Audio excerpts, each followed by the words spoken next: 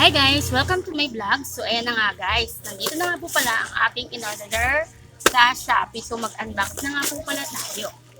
Ayan, so ito ay in-order ko sa Shopee kasi minsan mas mataas pa sa Divisoria kumpara sa Shopee. So meron kasi akong suki sa Divisoria na nakakonect sa Shopee. So doon po tayo nagda-direct, lalo na kapag maliit lang yung ating pera. Kasi dapat pag pupunta ka ng Divisoria ay ang pera mong dala o kaya ay pinakamalaki na ay 3,000. Kaya ito kasi pag may benta ako, kahit ano-ano na lang ino-order ko na pwedeng itinda.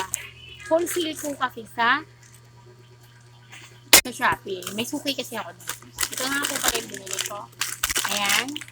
Ito nga po pala yung clam na mat. So, maganda po siya.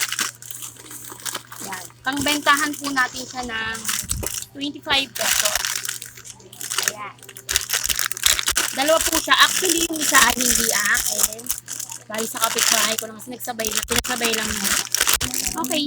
Salamat. Bye-bye.